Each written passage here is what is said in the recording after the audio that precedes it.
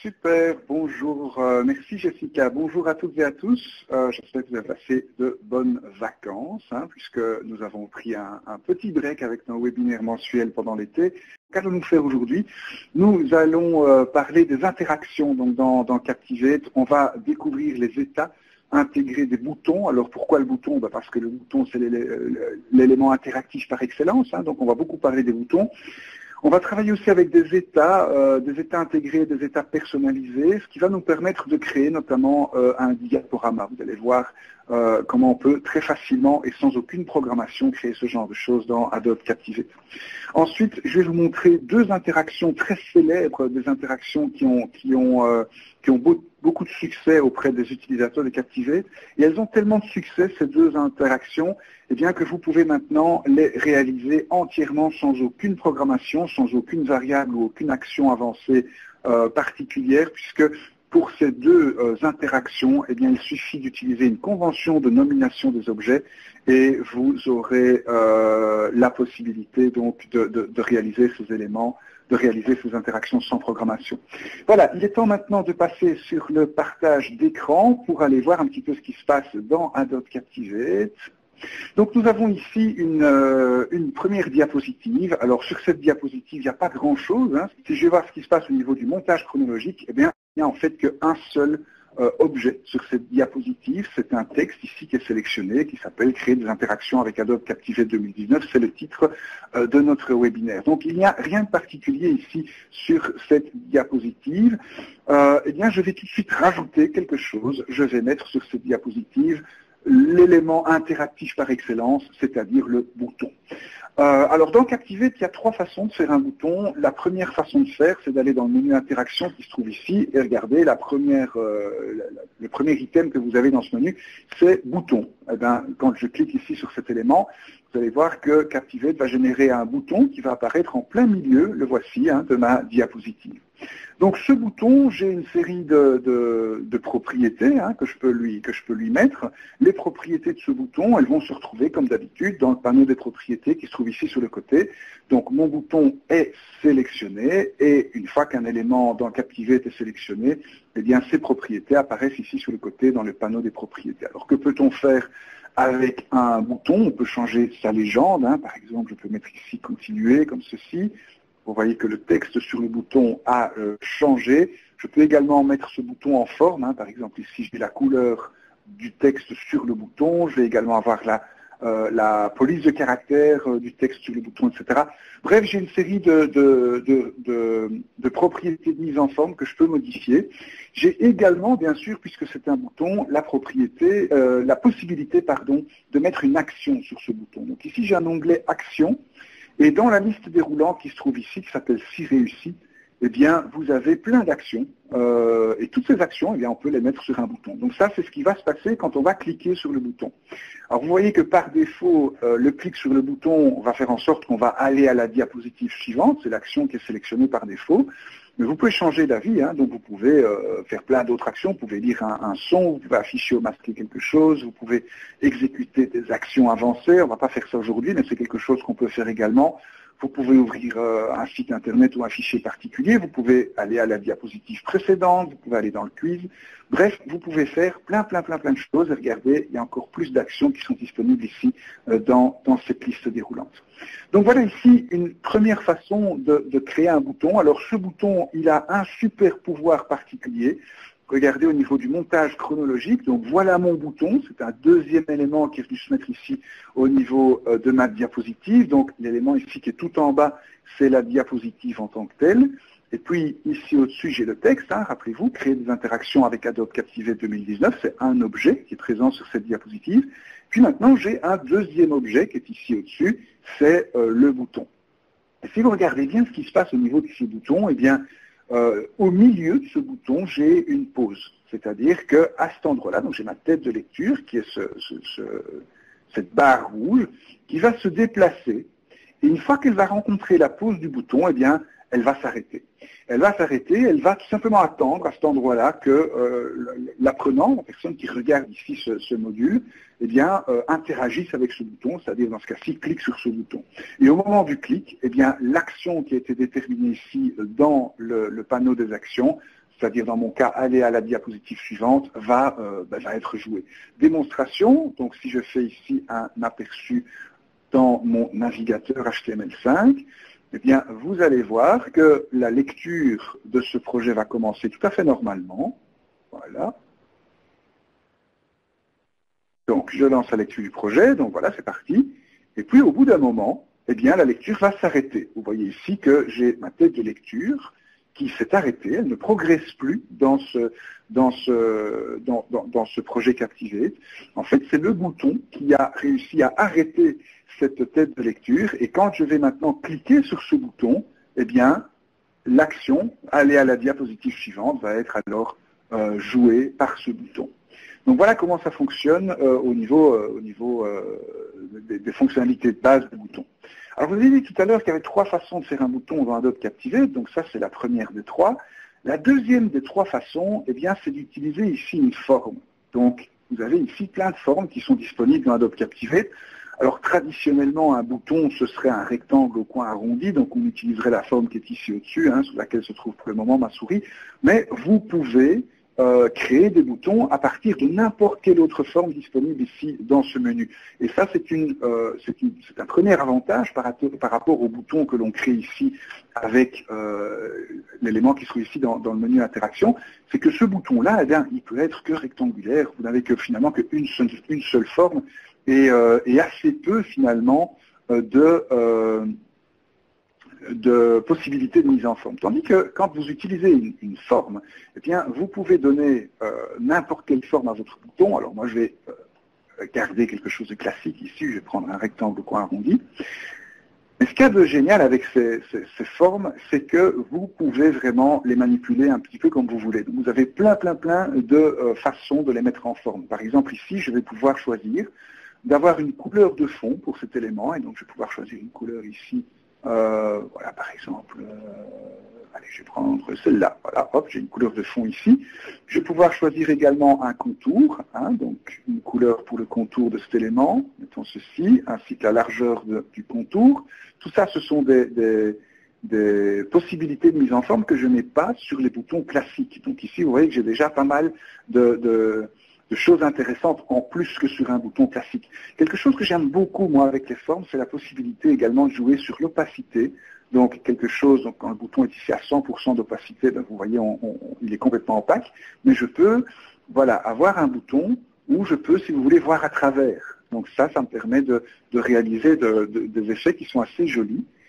Et qui vous permettent d'avoir des interfaces assez modernes. Vous pouvez également avoir un remplissage avec un fond en dégradé, et là, il y a plein de choses à faire. Vous voyez que, en fait, un dégradé, c'est 2 couleurs que vous allez mélanger. Vous pouvez même modifier votre dégradé. Là, par exemple, je vais choisir une couleur d'un côté, une autre couleur de l'autre côté. Regardez, Captivate va alors faire un dégradé entre ces 2 couleurs. Bon, je ne suis pas designer, donc j'ai probablement pas bien choisi mes couleurs, mais ça vous permet de faire quand même des choses vachement intéressantes, en tout cas beaucoup plus intéressantes et beaucoup plus flexibles que l'objet dont on a parlé précédemment, le bouton de base qui se trouve ici. Donc ici, avec une forme, je peux véritablement avoir accès à plein d'autres fonctionnalités de mise en forme. Je ne vais pas toutes les passer en revue parce qu'on n'a pas vraiment le temps. Maintenant, vous allez me dire, ceci, c'est un rectangle au coin arrondi. Pour le moment, ce n'est pas encore vraiment un bouton. Pour qu'il devienne un bouton, je vais faire 2 choses en plus. La première chose, c'est que je vais double-cliquer sur ma forme pour pouvoir écrire dedans. Voilà. Donc, je vais écrire tout simplement « Continuer ». Voilà, qui est fait. Et donc, une fois que j'ai écrit dans ma forme, eh bien, dans le panneau des propriétés, vous allez vous rendre compte ici que vous avez des propriétés supplémentaires qui sont apparues pour vous permettre, bien sûr, de mettre en forme le texte que vous avez écrit dans votre bouton. Donc ça, c'est une première chose. Maintenant, si je vais voir dans mon montage chronologique, voici ma forme. Donc c'est un élément qui est venu se mettre encore en plus sur la diapositive, mais cet élément n'est toujours pas interactif, c'est toujours pas un bouton. Alors je vais vous montrer maintenant la petite case magique qui va transformer cet élément en bouton. Eh bien, elle se trouve dans la partie supérieure du panneau des propriétés. Ça s'appelle ici « Utiliser en tant que bouton ». Et quand je fais cela, hop, eh bien maintenant, cette forme est devenue un bouton sur lequel on va pouvoir cliquer. Résultat des courses. eh bien, résultat des courses, vous voyez que ce bouton a lui aussi une pause qui est arrivée. Donc ce bouton, il va lui aussi être capable d'arrêter la tête de lecture en attendant que la personne qui regarde le module de formation interagissent donc avec cet élément. Autre conséquence du fait que j'ai coché cette petite case utilisée en tant que bouton, eh bien j'ai maintenant l'onglet Action qui est apparu ici, et cet onglet me propose exactement les mêmes possibilités qu'un bouton classique, comme le bouton continuer que j'ai fait ici au début. Donc vous avez ici toutes les actions que vous pouvez mettre sur un bouton. Personnellement, c'est comme ça que je fais mes boutons. Donc l'objet qui se trouve ici dans le menu Interaction, Interaction bouton, c'est un objet que j'utilise quasiment plus jamais quand je travaille avec Adobe Captivate. Je vais quasiment tout le temps dessiner des formes et puis transformer ces formes en boutons. Pourquoi? Eh bien tout simplement parce que ça me donne immensément plus de flexibilité au niveau de la mise en forme de ces éléments. J'ai d'abord une série de formes qui sont disponibles ici, ce qui n'est pas le cas, rappelez-vous, avec le bouton de base qu'on a ici dans le menu Interaction. Et puis j'ai beaucoup plus de possibilités de mise en forme de ces boutons. Je peux jouer sur l'opacité, je peux jouer sur les dégradés, etc. Et donc c'est un objet qui est beaucoup plus flexible que le précédent. Voilà, donc je vous disais qu'il y avait trois façons de faire un bouton. Vous en avez deux à l'écran, le bouton classique et puis la forme. La troisième façon, c'est tout simplement d'utiliser une image. Donc pour ça, je vais aller chercher ici une image. Donc je vais cliquer sur le bouton Média. Je vais insérer une image dans mon fichier. Alors je ne sais plus ce que j'ai comme image ici. Je vais prendre celle-ci par exemple. C'est une image au format PNG. C'est une image que j'avais fait pour un autre webinaire. Alors, qu'est-ce que c'est comme image? Oh là, c'est une énorme image. C'est peut-être pas celle qui est le plus adaptée au fait de faire un bouton, mais peu importe. Donc, je vais sélectionner ici mon image. Voilà. Et alors, dans le panneau des propriétés, elle est tellement grande mon image que Captivate est en train de perdre un petit peu les pédales ici. Donc, voilà, je sélectionne mon image. Dans le panneau des propriétés, je vais avoir les propriétés de mon image et je vais cliquer ici sur le bouton Ajuster à la scène. Voilà, comme ça va réduire un petit peu mon image. Je vais pouvoir travailler avec cette image. Donc pour le moment, ceci est simplement une image, comme n'importe quel type d'image que vous pouvez insérer dans Captivate, une image JPEG, un PNG, peu importe. Eh bien, regardez, nouveauté dans Captivate 2019, dans le panneau des propriétés, vous avez également ce petit bouton utilisé en tant que bouton, ici cette petite case à cocher, qui est maintenant disponible pour les images. Donc quand je vais cocher cette petite case, eh bien, regardez, mon image a maintenant le symbole pause, ce qui lui permet donc également d'arrêter la tête de lecture et d'attendre que l'internaute interagisse avec cet élément. Et puis vous avez de nouveau ici cet onglet Action qui est apparu au niveau de cette image. Donc dans Captivate, n'importe quelle image, grâce à ce truchement, n'importe quelle image peut devenir cliquable et peut devenir un bouton. Alors je vais pour ma part supprimer cette image. Voilà. Je vais également supprimer, je dirais, le bouton classique, et je vais garder ce bouton-ci, voilà, que j'ai fait à partir, rappelez-vous, d'une forme, puisque c'est de cette manière-là que moi je choisis de faire la plupart de mes boutons, et je pense que ceux qui travaillent jour après jour avec Captivate seront d'accord avec moi pour dire que cet objet est beaucoup plus agréable à manipuler et beaucoup plus flexible que le bouton classique. Alors, je vous ai montré que, une fois que j'avais coché cette petite case, ce bouton avait maintenant la possibilité d'arrêter la tête de lecture, qu'il y a également cet onglet Action qui est arrivé, où je peux choisir l'action, mais il y a encore un autre truc qui s'est passé, qui n'est pas visible comme ça directement, c'est que nous avons ici Captivate qui a automatiquement géré des états pour ce bouton. Regardez, on va trouver ça ici dans la liste déroulante, état de l'objet qui se trouve dans la partie supérieure du panneau des propriétés. Et nous avons ici trois états. Ça a été créé de manière automatique par Adobe Captivate. On a l'état normal qui est l'état par défaut. On a l'état rollover. Regardez, je vais me placer ici dans cet état rollover et je vais changer un petit peu la mise en forme de mon bouton. Par exemple, je vais lui donner, j'ai inversé les couleurs, mettons. Je vais mettre un remplissage vert et je vais mettre un contour rouge comme ceci. Donc voilà, j'inverse les couleurs. Et puis j'ai un troisième état qui est disponible également, c'est ce qu'on appelle l'état inactif. Donc je vais me placer sur cet état inactif et je vais de nouveau modifier un petit peu l'apparence de mon bouton. Donc je vais de nouveau changer ici, inverser les couleurs, mais je vais également changer, mettons, la couleur du texte. Je vais mettre un texte, mettons ici gris foncé comme ceci. Voilà. Ça c'est peut-être un peu trop foncé. Voilà, quelque chose dans ce genre-là. Donc vous voyez, j'ai l'état normal de mon bouton, voilà, avec les couleurs qui sont comme ceci. Je vais avoir l'état rollover de mon bouton, et puis je vais avoir l'état inactif de mon bouton. Alors allons voir ce que ça donne. Donc je vais au niveau de l'aperçu dans mon navigateur. Voilà.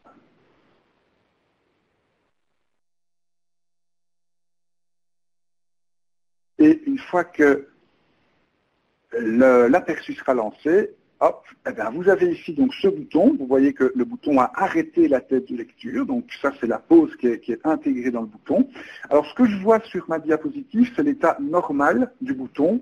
Qu'est-ce que c'est que l'état rollover? Eh bien, c'est l'état du bouton quand la souris passe dessus. Donc vous voyez que quand je passe ma souris dessus, je vais inverser les couleurs, donc les couleurs du fond et les couleurs du contour de l'objet.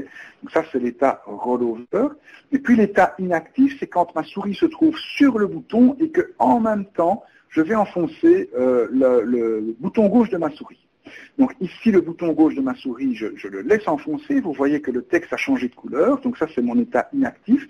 Et en fait, l'action qui est liée à ce bouton, donc dans mon cas, c'est le fait d'aller sur la diapositive suivante, eh bien cette action sera jouée quand je vais relâcher le bouton de ma souris. Voilà. Et donc là, je vais sur la diapositive suivante.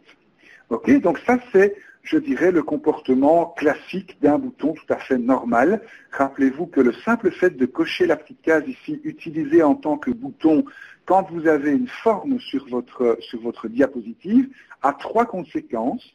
Première conséquence, vous allez mettre en place la pause au niveau de cet objet. Donc par défaut, le bouton va avoir ici une pause. Vous allez avoir une deuxième conséquence, c'est que vous allez faire apparaître le panneau des actions qui se trouve ici au-dessus, hein, le panneau, l'onglet des actions pour vous permettre de choisir quelle action se passe quand on clique sur le bouton. Et puis, troisième conséquence, vous allez générer ici des états, l'état rollover et l'état inactif. Voilà. Donc ça, c'est le premier bouton, c'est évidemment l'objet roi de l'interaction. Vous allez utiliser plein de boutons quand vous allez créer des interactions. Alors, je vais maintenant passer sur la deuxième diapositive. Alors là, vous voyez qu'il y a beaucoup plus d'objets. Donc, j'ai ici une image. Vous voyez que c'est une grande image avec un fond transparent et le mot émotion dedans. Et puis ici, sur le côté, je vais avoir 1, 2, 3, 4, 5, 6 éléments. Alors, ces éléments, c'est quoi? Eh bien, ce sont des formes. Ici, ce sont des rectangles. Et si vous regardez ces formes, quand je les sélectionne, j'ai coché la petite case utilisée en tant que bouton. Ce qui me permet donc d'avoir cet onglet des actions et ce qui me permet, dans le montage chronologique, regardez, chacun de ces boutons a reçu sa pause. Donc, chacun de ces boutons est capable d'arrêter la tête de lecture. Alors, je vais utiliser ces boutons pour générer une autre forme d'interaction. Voilà.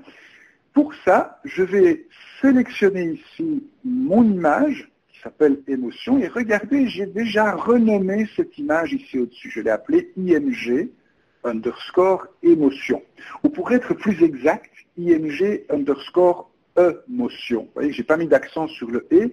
Ce n'est pas une faute de frappe de ma part, c'est tout simplement parce que quand vous nommez des objets comme ceci, vous ne pouvez pas utiliser de caractères spéciaux, c'est-à-dire vous ne pouvez pas utiliser des caractères qui sont spécifiques à une langue. Donc tous les « et », les « l », les « ccd », les « a » avec accent, etc. du français, eh bien on va devoir les oublier dans les noms de nos objets. Mais c'est pas grave, hein, il reste encore pas mal de lettres et de chiffres disponibles. Alors, je vais maintenant sélectionner donc mon image. Et mon image, comme ce n'est pas un élément interactif, regardez, je n'ai pas coché la petite case utilisée en tant que bouton, eh bien, pour le moment, quand je déroule cette petite liste ici, vous voyez qu'il n'y a pas d'état pour cet élément. Rappelez-vous que dans la diapositive précédente, nous avions 3 états ici qui avaient été automatiquement générés par Captivate. On appelle ça des états intégrés. parce qu'ils sont générés automatiquement par Adobe Captivate. Mais ces états intégrés, on va les retrouver uniquement sur les objets interactifs. Or, pour le moment, l'image que j'ai ici n'est pas un objet interactif, donc je n'ai pas d'état particulier au niveau de cet objet. Maintenant, ce que vous devez savoir, c'est que dans Captivate, en plus des états intégrés qu'on va trouver sur les éléments interactifs, on va également pouvoir générer nos propres états. Regardez, je vais cliquer ici sur le petit bouton plus, et je vais créer un état que je vais appeler triste. Voilà, comme ceci. Je clique sur le bouton OK, et donc j'ai maintenant un état qui s'appelle triste. Et vous voyez que je suis dans l'état triste. Alors, comment je sais que je suis dans un état? Eh bien, d'abord, c'est marqué ici dans la liste déroulante. En plus, l'objet en question, il est entouré ici d'une bordure bleue. Quand vous voyez cette bordure bleue ici à l'écran, ça veut dire que vous êtes dans un état de cet objet. Alors, que vais-je faire dans l'état triste de cette image? Eh bien, je vais tout simplement changer d'image. Donc, ce que vous devez savoir, c'est que quand vous insérez une image dans Adobe Captivate, vous insérez en réalité deux choses différentes. Vous insérez un cadre qui est sélectionné ici, et puis vous allez charger une image dans ce cadre. Donc ce que je vais faire, c'est que je vais simplement garder le même cadre, mais je vais mettre une autre image dedans. Pour faire ça, je suis dans l'état triste, je vais cliquer sur le bouton émotion.png, qui représente le nom de mon image, et je vais aller rechercher dans ma bibliothèque une autre image. Par exemple, je vais prendre ici l'image triste. Voilà. Et donc voilà, j'ai l'état triste de mon image. Alors, pour gagner un petit peu de temps, j'ai déjà importé dans ma bibliothèque les différents états dont je vais avoir besoin. Regardez, j'ai triste, j'ai fatigué, j'ai heureux, j'ai confus. Donc, tout ça, ce sont d'autres images qui ont toutes la même taille. Et donc, maintenant, ce que je vais faire, c'est que je vais créer différents états pour ces éléments. Donc, je vais prendre ici mon image émotion. Je vais cliquer sur le petit plus pour faire maintenant l'état fatigué. Ou plutôt fatigueux, parce que le nom des états, c'est la même chose que pour le nom des objets, je ne peux pas mettre de caractères spéciaux. Et donc, dans l'état fatigué, je vais cliquer ici sur ce bouton, et je vais de nouveau changer l'image que je vais afficher. Voilà. Et donc, je vais faire ça également pour les autres états. Donc, j'ai un état qui va s'appeler heureux, comme ceci. OK. Et dans l'état heureux, eh bien, je vais mettre l'image heureux. Donc, vous voyez ici, je suis en train de préparer mon interaction. Le prochain état, ce sera confus. Voilà, donc je crée mon état confus. Je vais cliquer sur le bouton émotion et je vais changer l'image. Voilà, l'image confus. Le prochain, ce sera curieux. Voilà. Et de nouveau, je vais changer l'image que je mets ici à l'intérieur de cet objet. Voilà. Et puis le petit dernier, ce sera fâché, ou plutôt fâcheux, hein, puisque rappelez-vous qu'on ne peut pas mettre d'accent. Donc je n'ai pas d'accent circonflexe sur le A, je n'ai pas d'accent sur le E non plus. Voilà. Et donc ici, je vais mettre ma dernière image, fâché comme ceci. Donc je me retrouve ici avec plein d'états pour mon objet. J'ai l'état normal de mon objet, où j'ai le texte émotion, et puis j'ai les autres états ici qui sont disponibles. OK? Alors, ceux-ci, ce ne sont pas des états intégrés. Vous avez vu que ce n'est pas Captivate qui a réalisé ces états tout seul. Ce ne sont pas des choses qui sont venues automatiquement. C'est moi qui ai créé ces états, c'est moi qui ai pu choisir leur nom. Donc ça, ce sont des états personnalisés. Alors, la différence entre les états intégrés et les états personnalisés, la première différence, vous pouvez choisir le nom des états personnalisés. On ne peut pas choisir le nom des états intégrés. Hein. Rappelez-vous que sur cette diapositive numéro 1, le nom des états, rollover et inactif, c'est Captivate qui avait choisi ça. Ce n'est pas moi qui avais choisi le nom de ces états. Donc, première différence, dans les états intégrés, eh bien, vous pouvez choisir le nom de ces différents états.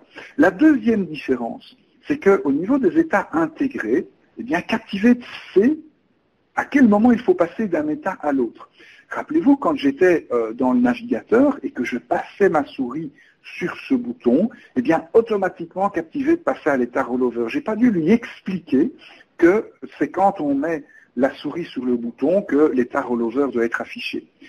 Par contre, comme ici j'ai affaire à des états personnalisés, eh bien là je vais devoir expliquer à Captivate comment utiliser ces états, c'est-à-dire à quel moment il faudra passer d'un état à l'autre. Et devinez quoi? Il faudra passer d'un état à l'autre quand on va cliquer sur les différents boutons qui se trouvent ici. Donc je vais prendre mon bouton triste et dans le panneau des actions de mon bouton triste, eh bien je vais changer l'action. Plutôt que d'aller à la diapositive suivante, eh bien, je vais changer l'état 2 ou modifier l'état 2. Voilà, c'est une autre action disponible. Je vais choisir l'objet pour lequel je veux modifier l'état, donc c'est mon image émotion. C'est pour ça que c'est important de renommer ces objets quand on fait ce genre d'interaction. Et puis quand je clique sur ce premier bouton, j'ai envie d'aller vers l'état fâché, vers l'état triste, pardon, de ce bouton. Et je n'ai pas envie de relâcher la tête de lecture, donc je vais également désélectionner ici, continuer la lecture du projet. Alors pour aller un petit peu plus vite, regardez ce que je vais faire. Je vais sélectionner ici tous mes boutons. Voilà. Je vais déjà dire que tous ces boutons vont utiliser l'action modifier l'état 2. Voilà, donc cette action, elle va être mise en une fois sur tous les boutons. Voilà. Il faut attendre un petit peu que Captivate applique tout cela. Je vais modifier l'état de mon image émotion, ça ne va jamais changer. Je vais également décocher et continuer la lecture du projet pour tous les boutons sélectionnés. Donc en fait, ici, j'ai fait ces trois éléments-là, donc modifier l'état de image, émotion et décocher la case, c'est quelque chose qui est commun à tous ces boutons. Maintenant, eh bien, je vais devoir passer sur chaque bouton pour venir modifier l'état vers lequel j'ai envie d'aller. Donc quand je clique sur le bouton heureux, je veux aller vers l'état heureux. Quand je clique sur le bouton confus, je veux aller vers l'état confus. Quand je clique vers le bouton curieux, je veux aller vers l'état curieux. Et le bouton fâché vers l'état fâché. Voilà, on va voir ce que ça donne. Donc je fais un aperçu dans le navigateur. Et donc ici, vous allez voir avec les états personnalisés que vous pouvez créer des interactions d'apprentissage assez intéressantes. Hein. Et vous avez vu que je n'ai pas utilisé la moindre action avancée ou la moindre variable pour cela. Donc ici, j'ai toujours mon bouton. Voilà, donc ici, j'ai mon interaction qui est prête. Vous voyez que mes boutons ici ont arrêté la tête de lecture. Et donc ici, voilà, triste, fatigué, heureux, confus, curieux, fâché. Vous avez ici cette interaction, vous voyez, qui fonctionne très bien. Et donc, on pourrait ajouter, par exemple, ici un bouton continuer supplémentaire pour permettre à la personne alors de passer à la diapositive suivante. Voilà, est-ce que vous avez des questions sur cette interaction? Vous avez vu que grâce à quelques états, quelques images bien choisies, j'ai pu réaliser comme ça de manière très facile, sans aucune programmation particulière, une interaction. Hein. Voilà, je vois qu'il y a des gens qui sont en train d'écrire, donc si vous avez des questions ou des remarques à propos de ces interactions, mais n'hésitez pas à nous faire savoir.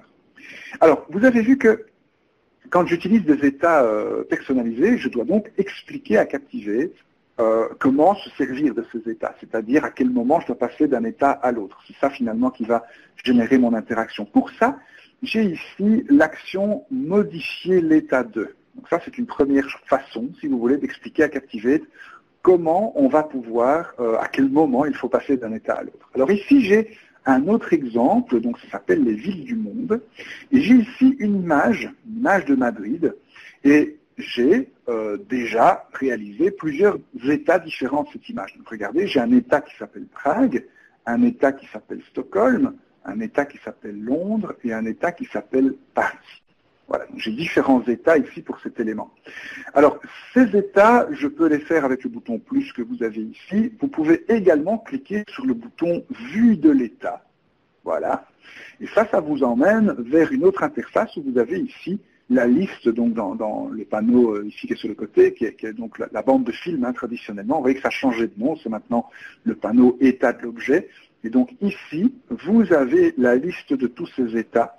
Et vous pouvez, avec un clic droit, ajouter un état supplémentaire, renommer, un état supprimé, un état, etc. Donc il y a plein de choses que vous pouvez faire ici. Je n'ai malheureusement pas le temps de vous faire le tour d'horizon complet de tout ce qui est possible de faire dans cette vue de l'état. Mais si vous avez accès à Captivate, ben vous irez voir vous-même. Vous avez un bouton ici, nouvel état, pour pouvoir créer des états, etc. Donc je vais cliquer sur le bouton quitter l'état. Voilà, pour revenir dans l'interface normale de Captivate. Et puis, remarquez que j'ai ici deux boutons. un bouton qui va vers la gauche, un bouton qui va vers la droite. Alors ce sont des images, ces boutons. Et ces images, je n'ai pas été les chercher très très loin. J'ai été dans le panneau des actifs d'Adobe Captivate, qui se trouve ici au-dessus. Et dans le panneau des actifs, j'ai cliqué sur icône. Et puis j'ai simplement fait une recherche sur Arrow, puisqu'ici il faut mettre ça en anglais. Alors Arrow, il n'y avait rien. Ah non, c'est pas là que je les ai trouvés. J'avais fait ça et puis je n'avais pas trouvé de flèche. Par contre, ces deux images, si vous ne trouvez pas votre bonheur dans le panneau des actions, des actifs de Captivate, eh bien, je les ai trouvés Bootstrap. Je ne sais pas si vous connaissez Bootstrap, c'est une bibliothèque que les développeurs web utilisent. Et ce qu'il y a de bien avec Bootstrap, c'est que vous avez ici des icônes. Hein. Donc, vous allez sur le site getbootstrap.com, vous avez un lien qui s'appelle Icons, voilà. Et là, vous avez plein d'icônes, voilà, qui sont ici. On va laisser le temps d'apparaître. Et donc là, j'avais fait une recherche ici sur Euro, voilà. Et je crois que c'est ici que je les avais trouvées, ces icônes. Voilà, regardez, elles sont là. Les icônes avec des cercles. J'ai pris celle qui va à gauche, là, dans un cercle, et celle qui va à droite ici. Alors, simplement, il faut cliquer dessus, et puis vous pouvez télécharger le fichier SVG qui correspond à cette image. C'est entièrement gratuit. Donc, en fait, c'est ici que j'ai été chercher, que j'ai trouvé ces deux images. Donc, je les ai intégrées dans ma diapositive Adobe Captivate ici, grâce à Media SVG. C'est comme ça que j'ai été rechercher ces images. Alors, ce sont des images, donc rappelez-vous que l'on peut cocher cette petite case pour maintenant en faire des boutons. Donc, je vais transformer ces deux éléments-là en boutons. Et puis, donc, rappelez-vous, hein, nous avons ici la pause qui est venue se mettre au niveau de ces boutons. On a le panneau des actions qui est apparu et on a également 3 états qui sont apparus pour ces boutons. Alors au niveau du panneau des actions, regardez, j'ai sélectionné ici le bouton qui va vers la droite. Donc ici, je vais choisir l'action aller à l'état suivant. Vous avez modifié l'état 2, c'est l'action qu'on a utilisée précédemment. Ici, je vais utiliser aller à l'état suivant et je vais aller à l'état suivant de IMG Ville. Et puis, je vais décocher, bien sûr, continuer la lecture du projet. Alors, c'est quoi IMG Ville? Eh bien, regardez, quand je sélectionne ici mon image de Madrid, eh bien, c'est le nom que j'ai donné à cette image. C'est pas obligé de donner des noms à vos objets, mais vous remarquez que quand on travaille comme ça, quand on met en place ce genre d'interaction, c'est quand même vachement pratique hein, de donner des noms à vos objets. Vous savez exactement avec quoi vous travaillez. Alors, vous avez deviné la suite. Hein. Je vais cliquer ici sur ce petit bouton, je vais sélectionner l'autre bouton et je vais utiliser l'autre action qui se trouve ici, donc aller à l'état précédent. Donc les 3 actions que vous avez là, modifier l'état 2, aller à l'état suivant et aller à l'état précédent, eh bien ce sont les 3 actions qui vous permettent d'expliquer à Captivate ce qu'on doit faire avec les états personnalisés que vous pouvez donc générer au niveau de chacun de vos objets. Voilà, aller à l'état précédent et je décoche continuer la lecture du projet. Et donc maintenant, eh bien, je vais avoir un joli diaporama. Voilà, on va laisser l'aperçu se charger dans le navigateur. Je vais directement aller sur cette diapositive-ci. Et donc, d'un côté, vous voyez que je déroule mes différents états et je les déroule dans l'autre sens ici. Hein? Voilà. Alors, l'ordre dans lequel vous allez voir ces différents états, je vais de nouveau sélectionner ici mon image de Madrid. Je vais aller dans Vue de l'état. Eh bien, c'est tout simplement l'ordre que vous avez ici sous le côté. C'est pour ça que sous le côté, vous avez la possibilité, si vous le désirez, de réorganiser vos états. Vous voyez qu'il suffit pour ça de les glisser dans un certain ordre. Donc, vous voyez, j'ai changé l'ordre ici de mes états. Et donc, je vais aller sur Quitter l'état pour revenir sur l'interface normale, je dirais, de Captivate. Et puis, aperçu dans le navigateur. Voilà. Pardon. Et donc, on va voir maintenant si la séquence des états a bien été modifiée, comme je l'ai demandé dans Captivate. Normalement, bien sûr, il n'y a pas de problème. Hein. Voilà, donc Madrid, vous voyez que l'ordre a été modifié. Remarquez également qu'une fois que j'ai fait le tour et que je continue à cliquer sur cette icône, eh bien, je redémarre simplement un nouveau round. Hein, donc, je redémarre une nouvelle séquence dans un sens ou dans l'autre. Voilà, donc ça c'est la manière de pouvoir travailler avec des états personnalisés. Ok, vous avez pour ça besoin d'abord de créer vos états, mais également d'expliquer à Captivate comment les utiliser. Et donc pour ça, vous avez ici au niveau des boutons 3 actions possibles: modifier l'état 2, aller à l'état suivant et aller à l'état précédent. Et vous avez vu que ça vous permet de faire des choses quand même assez intéressantes sans utiliser de programmation. Alors je vais maintenant revenir ici à quelque chose que vous connaissez déjà. Donc ça, c'est simplement un copier-coller de la diapositive numéro 2.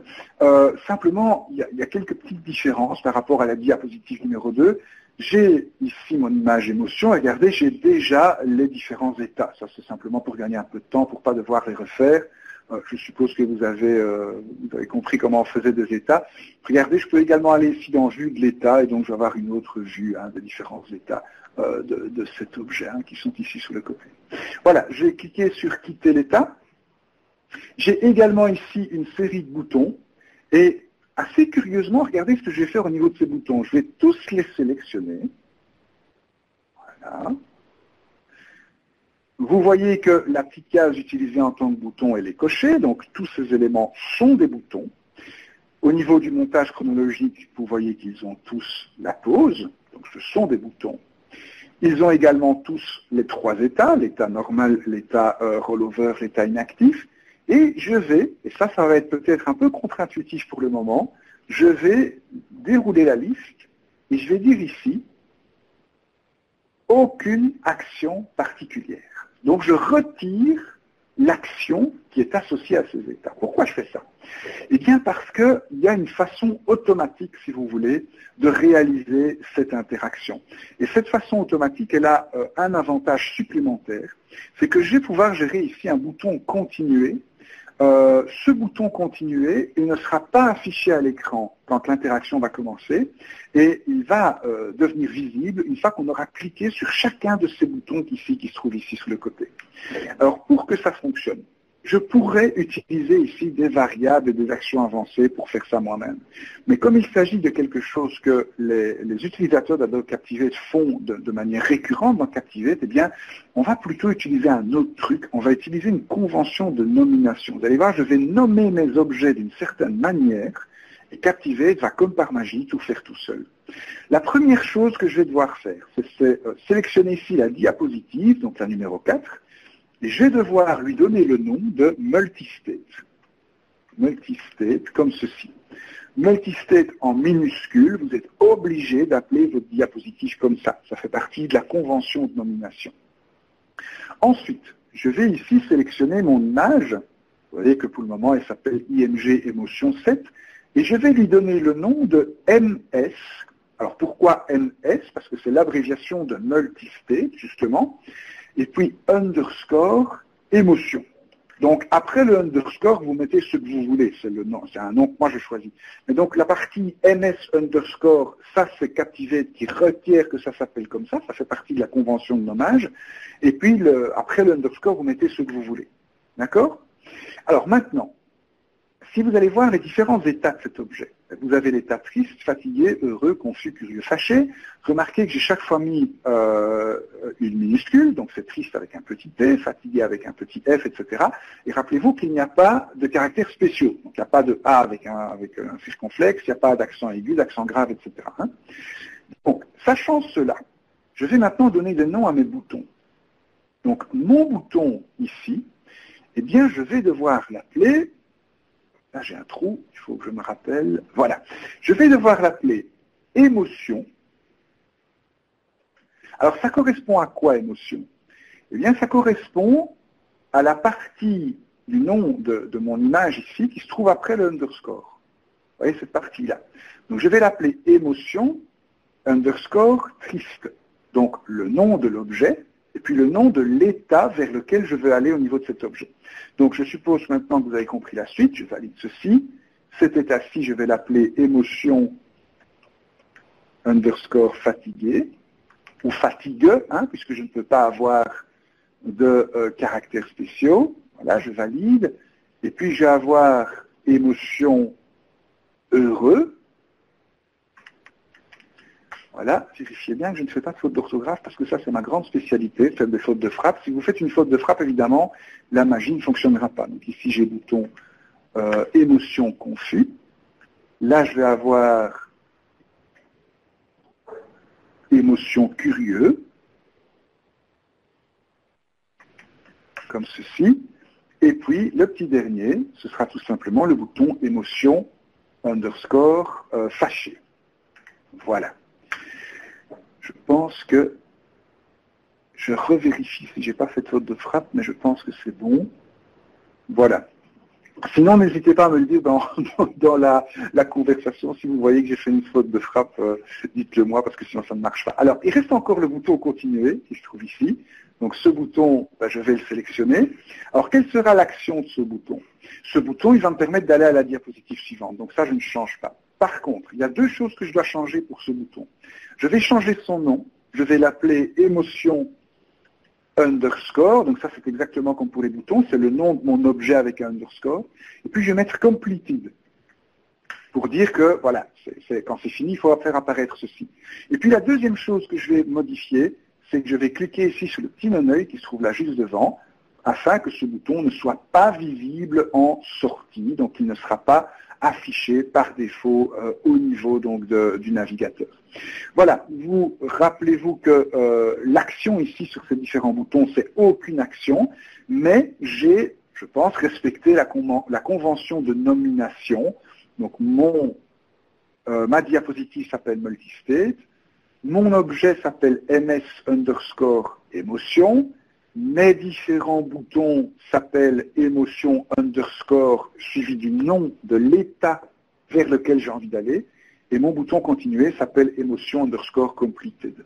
Alors si je n'ai pas fait de faute de frappe, la magie devrait maintenant opérer quand on va voir au niveau de l'aperçu. Voilà. Donc on va laisser l'aperçu se charger. Voilà, donc vous voyez que mon bouton continuer n'apparaît pas. Alors attention, roulement de tambour, triste. Rappelez-vous que tous ces boutons n'ont pas d'action particulière. Donc ici, les différentes actions que vous voyez, ce sont des actions que Captivate a automatiquement générées grâce à ma convention de nomination. Je suis fatigué, heureux, confus, curieux, fâché. Et une fois que j'ai coché sur tous mes boutons, eh bien j'ai continué qui apparaît et je peux aller à la diapositive suivante. Donc voilà une façon très très simple de faire des interactions tout à fait faciles. Alors dernier petit peaufinage si vous voulez, je peux aller ici donc sur ces différents boutons et je vais créer un état supplémentaire. C'est un état personnalisé que je vais appeler, alors si j'ai bon souvenir, je dois l'appeler complete ou completed, je ne sais plus très bien. Voilà. Je vais toujours appeler complete, on verra bien si ça fonctionne. Et je vais changer son... Voilà, je vais le mettre en gris par exemple, comme ceci. Je vais peut-être le faire pour les deux premiers états, parce que je ne vais peut-être pas le faire pour tout. Donc, état personnalisé, complete, voilà. Et je vais changer la couleur. Voilà. Partez du principe que je l'ai fait sur les 6 boutons. On va voir maintenant ce que ça donne. On va relancer un aperçu.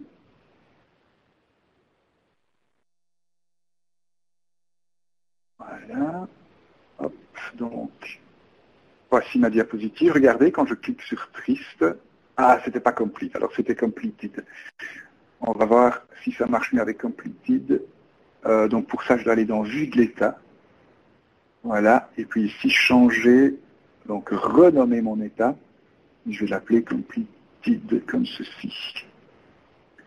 Si ça ne marche pas, il faudra que je retourne dans la doc, voir exactement quel est le nom. Voilà, je vais changer ici aussi. Donc, clic droit, renommer, completed. Pour renommer un état, vous voyez que je suis obligé d'aller dans la vue de l'état. Hein. Je ne peux pas renommer ici un état à partir des boutons qui se trouvent directement dans le panneau des propriétés. Allez, dernier petit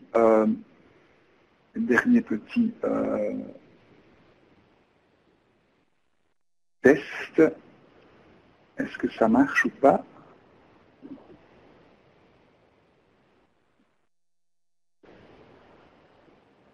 Non, c'est toujours pas ça.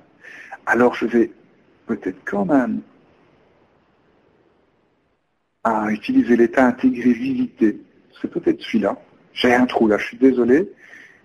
Hop, on va faire l'état intégré visité. Et si ça marche pas, alors tant pis, on laissera tomber. Et je vous devrai un verre la prochaine fois qu'on se voit. Parce que j'aurais oublié le nom de l'état qu'il fallait utiliser. Vous y avez gagné. Hein. Une bonne bière belge. Voilà. Allez. Par contre, si ça marche, c'est vous qui me devez un verre. Ça va? Ah, super. Regardez, maintenant ça fonctionne. Donc vous voyez, quand je clique ici sur ces boutons, en fait c'est l'état intégré visité que je devais utiliser. Et bien, vous voyez que mes boutons alors se mettent en gris pour indiquer quels boutons ont été cliqués. Ça ne m'empêche pas de les cliquer une deuxième fois. Hein. Vous voyez que je peux ici aller visiter plusieurs fois le même état. Alors imaginez que j'ai fait ça pour les autres boutons également. Eh bien, vous auriez tous ces boutons qui se mettent en gris au fur et à mesure que je clique dessus. Et puis une fois que j'ai tout cliqué, eh bien hop, il y a continuer qui apparaît et alors mon interaction se termine. Voilà. Désolé, j'avais oublié le nom de l'état. Voilà Jessica, c'était pour vous obliger à m'acheter une bonne bière. Attention, je suis exigeant en matière de bière. Hein, donc pas n'importe laquelle, s'il vous plaît.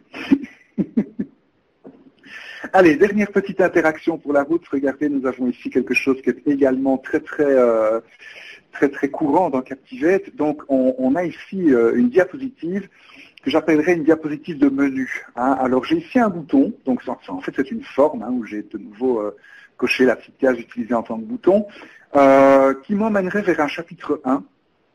Un bouton qui m'emmènerait vers un chapitre 2, un bouton qui m'emmènerait ici vers un chapitre qui s'appellerait quiz, donc vers le quiz du projet, et puis ici un bouton continuer, dont je vais même en fait ne pas avoir besoin dans ce cas-ci, donc je vais pouvoir même le supprimer. Alors, l'idée, c'est que quand je clique sur chapitre 1, eh bien je sois dirigé vers, vous l'aurez deviné, le chapitre 1. Alors c'est quoi le chapitre 1 ? Eh j'ai ici une diapositive qui représente la page 1 du chapitre 1, la page 2 du chapitre 2, puis la page 3 du chapitre 3. Vous voyez, je ne me suis pas cassé la tête, j'ai simplement copié-collé une diapositive et j'ai changé page 1, 2 et 3. Ensuite, je vais avoir ici 3 diapositives pour mon chapitre 2. Vous voyez, j'ai changé la couleur ici de la colonne de côté. Donc j'ai la page 1 du chapitre 2, la page 2 du chapitre 2 et la page 3 du chapitre 2. Et puis, j'ai enfin un quiz avec 3 diapositives, 2 questions. Je vais mettre par exemple ici question 1. Voilà. Je vais mettre ici question 2. Voilà. Et je vais mettre ici question 3. Voilà. Et puis, j'ai la diapositive de résultat du quiz. OK ? Donc, voilà les différents éléments qui sont mis en place. Alors, pour pouvoir réaliser cette interaction, de nouveau, je peux utiliser des actions avancées, je peux utiliser des variables, etc. Mais on va de nouveau utiliser ici une convention de nommage et Captivate doit faire tout le boulot à notre place. Première chose que je dois faire, donc, c'est réaliser mes diapositives. Ça, c'est fait. J'ai une diapositive avec des boutons, j'ai ici mes différents chapitres, donc ça, c'est fait. Ensuite, je vais devoir dire à Captivate, c'est quoi mes différents chapitres. Pour ça, je vais sélectionner ici dans ma bande de film les 3 diapositives du chapitre 1. Puis je vais faire un clic droit dans ma sélection et je vais grouper ces diapositives. Donc, je vais créer ici un groupe de diapositives. Donc ça, c'est un chapitre 1. Je vais également grouper les 3 diapositives du chapitre 2 et je vais faire la même chose avec les 3 questions et la diapositive des résultats du quiz. Donc là, j'ai 4 diapositives dans ma sélection avec mon quiz. Voilà, donc j'ai les 3 groupes qui sont ici. Au passage, vous pouvez très bien grouper vos diapositives comme ça, même sans avoir besoin de faire cette interaction. Donc quand vous avez des projets avec plein de diapositives dedans, ben, c'est une façon assez facile finalement d'organiser votre projet et d'organiser vos différentes diapositives. Alors, maintenant que les différents éléments sont en place, remarquez également que sur la page 3 du chapitre 1, je n'ai pas de bouton qui me renverrait à ma diapositive numéro 5. Donc, j'ai rien de tout cela ici dans mon projet. Pour que ça fonctionne, je vais de nouveau devoir nommer mes objets d'une certaine façon. Premièrement, ma diapositive numéro 5, donc mon menu, je vais lui donner un nom, je vais l'appeler branching.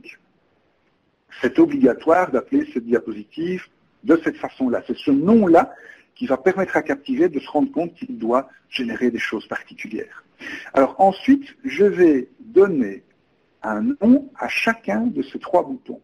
Je vais donner à chacun de ces 3 boutons le nom du groupe vers lequel il a envie d'aller. Par exemple, ce bouton-ci, je vais l'appeler CH1 pour chapitre 1. Celui-là, je vais l'appeler CH2 pour chapitre 2. Et donc celui-là, je vais l'appeler, mettons, quiz, tout simplement. Voilà, c'est lui qui va vers le quiz. OK ? Pour que ça marche et pour que le bouton soit lié au bon groupe, je vais également devoir sélectionner mes groupes et donner exactement le même nom à mes groupes. Donc lui, je vais l'appeler CH1, ça correspond au nom du bouton.